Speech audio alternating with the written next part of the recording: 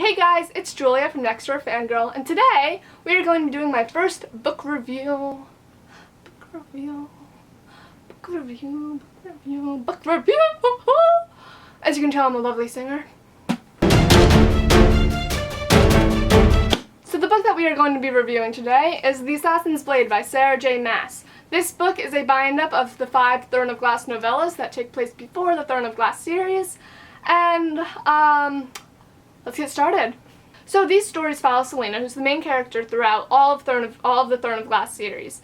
And it really gives a lot of background on her as a character, and that's why I'm personally happy that I picked up this book before I went on and read I am going to go on and read Throne of Glass and the rest of the series. This bind-up, I should say, ends about a year before Throne of Glass picks up, but it leaves in a spot where continuing for me has been so smooth, and it feels really continuous. It leaves off in a perfect spot. So, like I said, this book it's not a novel, it's a bind-up of 5 novellas, but it does not feel like that. Each novella starts where the last one left off. So, reading it, it really does feel like a book. The only difference is, there's kind of like a reintroduction each new novella to like the character, so it won't just be like Selena did this, or like Selena Sardothian did this, So you kind of get the whole reintroduction, and then there's like a little recap of what happened in the previous novellas, but they really all just take place like one after another, maybe a couple months in between the events, and it just feels so smooth like any other book.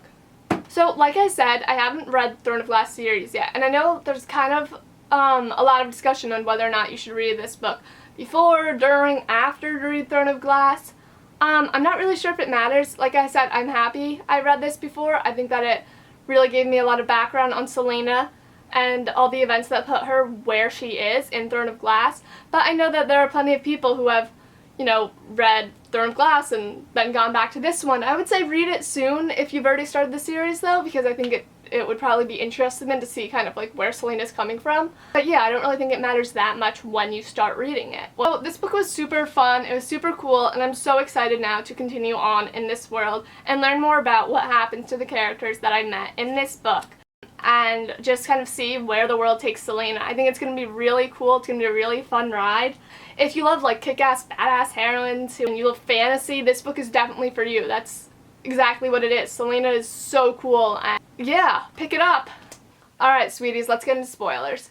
So if you have not read this book yet, I suggest that you go read it. We're going to now go novella by novella and just kind of take a deeper look. There are going to be spoilers, so goodbye if you have not read this book. See you next time.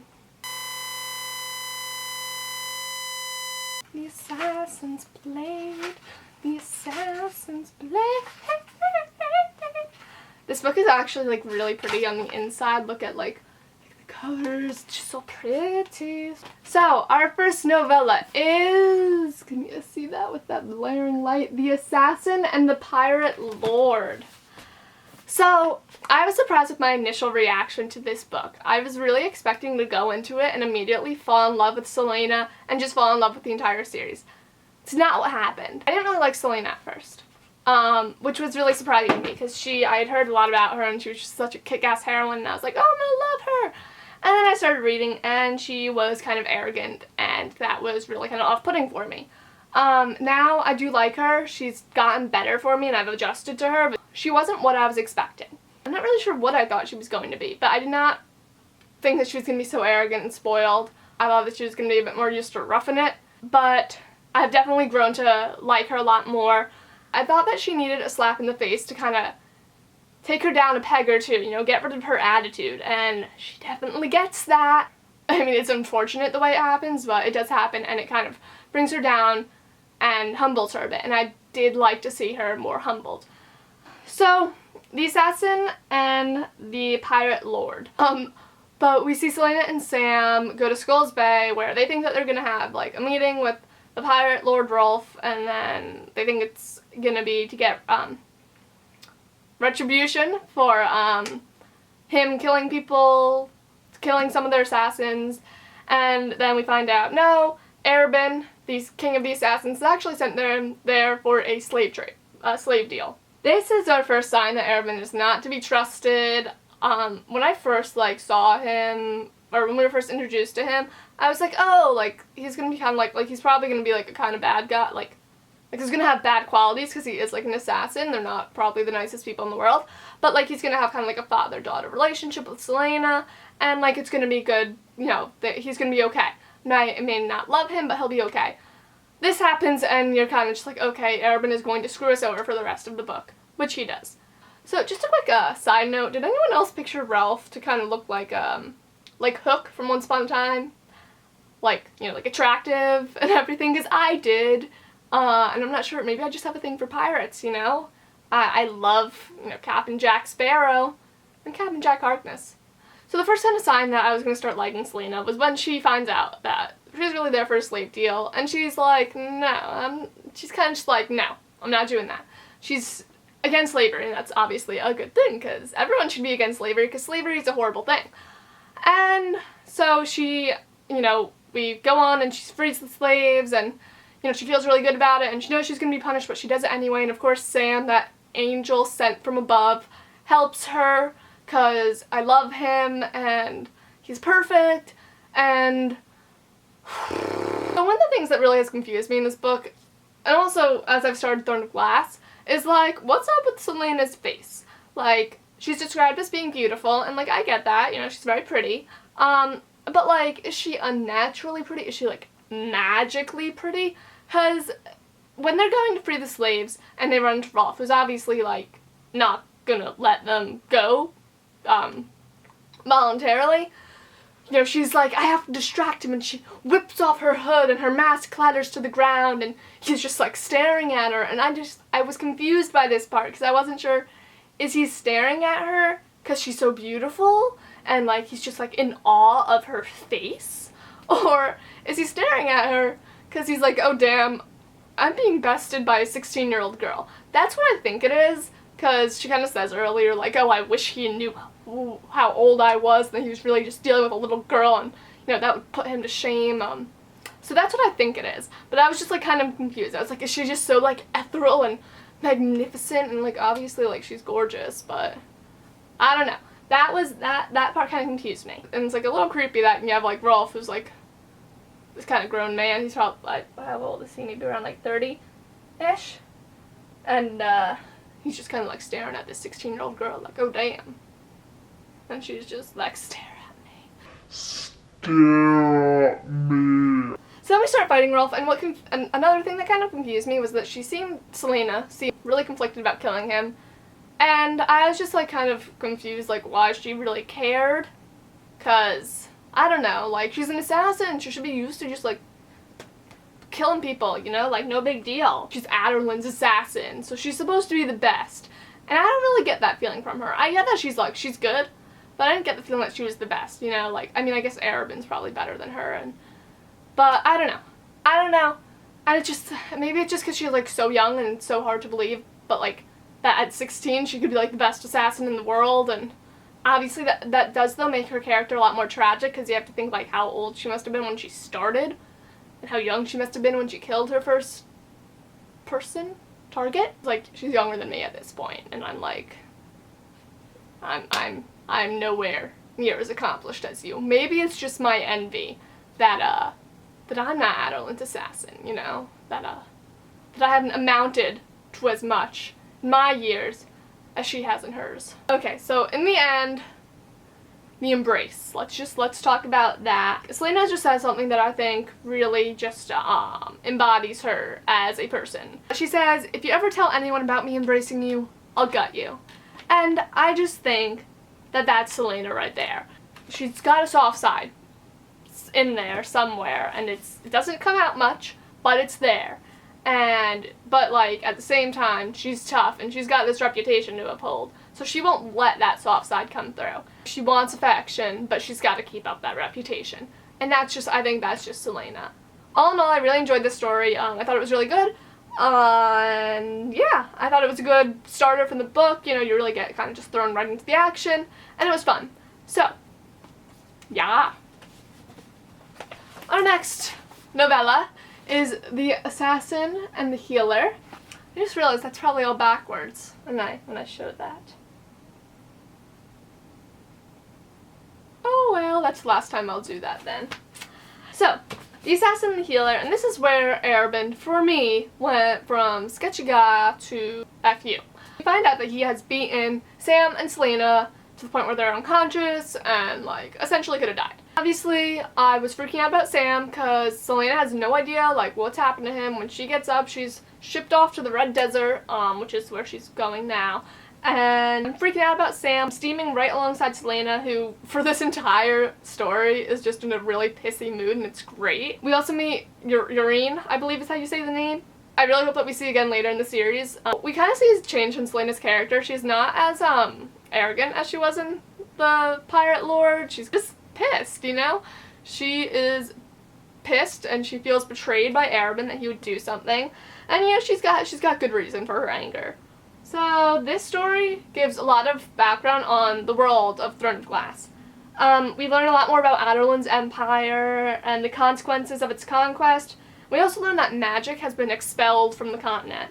Selena kind of connects with Urine when she finds out that Urine is from Fenhera, which she knows is one of the places that Adarlan has conquered. So this is where I'm gonna get kind of deep. For some reason, all the stuff about Adarlan's empire reminds me of, like, the Lost Generation that came about during World War I, which was a generation of people coming back from the war who were confused and disoriented. There was this entire generation changed by sudden events that they had no connection to other than where they lived. And that's kind of what's, like, going on here. Adarlan's conquest seemed to have displaced this entire generation of children that were growing up when the empire was expanding. It affected all these kids. Urine says, but Adarlan had made them all grow up fast, too fast. And Selena later says, there were so many of them now, the children who had lost everything to Adarlan. Children who had now grown into assassins and barmaids without a true place to call home, their native kingdoms left in ruin and ash. So there's this definitive generational gap between Selena's generation and the ones that have come before, and the ones that will come after hers. Because they are the children of the Empire, almost, you know, like, they are the ones that were displaced the most. All the people that were older than them were probably killed or enslaved, and then there's just, like, this generation of kids who escaped and just don't have a home anymore. So this story didn't have as much of, like, action as the other ones, but I still really enjoyed it. I thought that it was interesting, and like I said, I hope we see Urine again sometime. So the next novella is The Assassin in the Desert, and this was one of my, like, favorite ones. The Keep of the Silent Assassins sounds like just, like, this beautiful desert oasis with, like, beautiful stone architecture and, like, just ponds of beautiful water, clear water, and it sounds so nice. Like, I want to go there and just, like, kind of chill. So we meet Ansel in this story, and we're gonna just kind of backtrack to before I started hating Ansel, and we're gonna just talk about before. So Selena is taken back by, like, how beautiful Ansel is, and I actually really, like, liked that part, because I was like, okay, maybe she's not as cocky as she used to be, you know? Maybe she's kind of like the fact that she's acknowledging someone else's beauty. I was happy about that. There's this part where, like, Ansel tells her, I expected you to be more dramatic or something along those lines, and I thought that was really funny, because, like, I feel like Selena definitely could be so dramatic sometimes, but, like, she's still kind of brewing from Arabin, and yeah, so I thought that was funny. I don't know why. I have poor Ansel in my notes, so fuck that. Yeah, so Selena remembers that when Arabin was beating her, Sam was screaming at him, I'm gonna kill you, something along those lines. And, like, obviously there, like, we know, like, Sam's gotta be in love with her, and then I was kind of like, okay, so does Arabin know? Did he plan all this? Like, what's going on? And of course, I'm just worrying about Sam again. And yeah, I really liked Ansel at first, and, like, when they fall, I had in my notes, like, Sel and Ansel fall out, my heart broke. Obviously, I was wrong. I think the first warning sign actually should have been when she was so secretive and defensive about Selena going to talk to the Lord with her, but I kind of, like, let that slide as, like, maybe the Mute Master's doing something. Maybe he's the one that's up to something, but obviously he wasn't, because Ansel is a bitch. But the first time for me was when she's talking about Mikhail, you know, rip him. She's, like, got, like, no emotion towards him, and I was kind of under the impression that, like, they were in love, and they were these, like, little forbidden lovebirds, and then she's just talking about him with, like, no emotion at all, and I was like, okay, that's weird. Something's up. So then all the stuff happens with Ansel, and I start to hate her, and then we get to the part where Selena's like, okay, I'll give you 20 minutes to get the hell out of here. because in 20 minutes I'm shooting an arrow at you. And she gives her 21 minutes. That's all she needed, because in the extra minute, she's gotten out of range.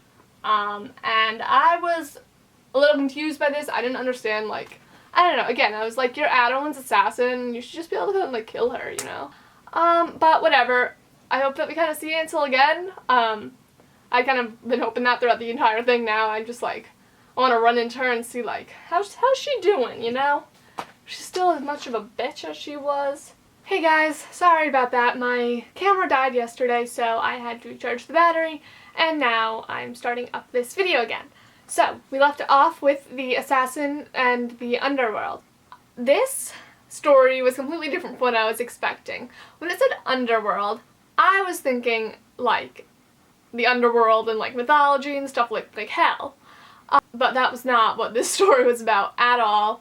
This story was about, like, the underworld, I guess, meant, like the underworld of, like, crime and Rifthold. And also, like, kind of, like, I guess in a more literal sense, it meant the sewer, because a lot of it took place in the sewer. What I found to be, like, the main theme throughout this story was that Arobin and Selena have an abusive relationship. So the Mute Master has given Selena the money to pay back Arobin. The Mute Master says that Arobin is making you pay back a fortune he forced you to borrow. Selena has, like, the opportunity then to leave, but she doesn't. And Arobin, like, gives her a bunch of gifts, and he's trying to buy her forgiveness, and it kind of works. And she kind of just starts to, like, not forget what Arobin did to her, but she starts to, like, let it slide. And that was really concerning to me. I didn't like that. I was like, I mean, it was like an abusive relationship. Like, she had to get out of it, and obviously she does eventually. But it was upsetting to see her in that situation. So Selena, like, can't be nice to Sam for some reason, and I'm not exactly sure, like, why. I think it might have something to do, like, with after everything that happened with Ansel, she kind of, like, has, like, trust issues, maybe, with her friends, so she's, like, kind of wary of Sam, because she doesn't want to trust him and be betrayed again, but, like, come on, Sam would never hurt her. He's perfect, he's an angel. So this novella, we see Selena gets a job from Arobin to go kill this guy, Donovan, I believe his name was. Yeah, not Donovan, Donovan. Sorry about that. So, Selena has been hired to kill Donovan because, well, as she's told, he is interested in bringing the slave trade to Adeline, and obviously Selena's like, well, if I can help stop the slave trade in any way, I'm gonna do it. So she goes and she kills Donovan, and then we learn later that he was actually trying to free the slaves, and his ex-wife who hired Selena, Leifer, was actually the one trying to bring the slave trade. So I was really pissed about that. Like, fuck you, Arobin. You suck. It was really, like, what she needed, though, to be like, okay, Arobin, I'm leaving you. Which was good, because she needed that. So then she, you know, she pays for Sam's freedom, too, which is great. And then they can go live happily ever after. Or so we thought. No, I doubt anyone ever actually thought that. If you did, you sweet optimist. Our final novella is The Assassin and the Empire. We have Selena and Sam, and they're, like, in love now, and they're living together, and they're, like, having their special moments, and then Sam just wants to, like, leave Rifthold, but Selena's like, no, we have to get permission to leave from Arobin, and we also have to get some money, because Arobin's gonna make us pay to leave the guild, and so we need one more job. So they get the worst job that they could possibly ever get, which is to take out the crime lord of Rifthold and his second in command. So a lot of people probably go into this book knowing that Sam's going to die. I originally thought the same. Okay, so I was like, I know that Sam's not in the Throne of Glass series, so obviously he's gonna die here, right? And my darling friend Sarah the Story Dweller, whose channel link I will put in the doobly-doo, told me, she read the book before me, and she said when she finished it, she was like, oh, something happens to a character that you love. And so I'm reading it, I'm like, okay, obviously that's Sam. So then we were talking about it, and I told her, and she was like, no, he doesn't die. He just goes somewhere where where she can't see him anymore. And me, being the idiot that I am, totally believes her. I was like, okay, sure, he's gone for some reason. We don't know why, but he's alive. Maybe he'll come back someday. Yeah, no. Alright, when Sam dies, I was just reading it and I was like, holy shit, Sarah lied to me. And I was just, oh my god, I was so upset, and it was so horrible, and the way that it happened, like, he was, like, mutilated and stuff by freaking Farron, who better get what's coming to him, because he got some shit coming to him, alright? You know, of course, then Selena is, like, just heartbroken, and of course, creepy Arabin comes, and he's trying to comfort her. Let's talk about Arabin. Let's talk about Arabin, alright? So, like, I have no idea what his deal is. I don't know if he just, like, if he views Selena as his daughter and he's just, like, overprotective to the point where it's unhealthy, or if he's a pedophile. Because, like, she says things, she's like, is he a father, a friend, a lover? And I'm like, girl, he is a lot older than you and he has raised you. It's kind of like Jorah and Dany, except Jorah's not as much of a dick as Arabin is. Jorah's just a pussy, pretty much. Like, I get the feeling, like, maybe Arabin's creepy and in love with Selena, and, like, he was jealous that Sam, you know, was, like, had gotten her, because, you know, Sam was an appropriate age for her, and, like, that's why he turns them in. I don't, because we know, I mean, or at least we can infer, like, Arabin's the one who orchestrated Selena's capture, so I don't know. Arabin just sucks, and I want to see him again, and I want to see him killed. That's really it. Wesley, Arabin's, like, guard, I guess. I have in here, he's a bro.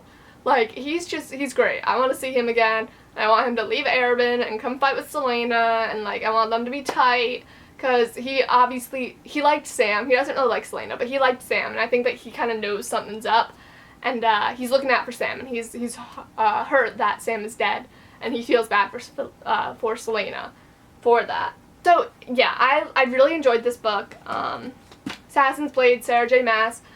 I've started to read Throne of Glass. I've just started to read Throne of Glass 2 nights ago. I'm only on page, like, 50, but I'm enjoying it. I'll have a book review up for that when I'm finished with it. I'm really looking forward to reading the rest of the series. I think it's going to be super fun. I think it's going to be really interesting, and I hope that we see some of the characters from the Assassin's Blade show up later in the series. Alright guys, thank you so much for watching. I'll see you next time. Bye!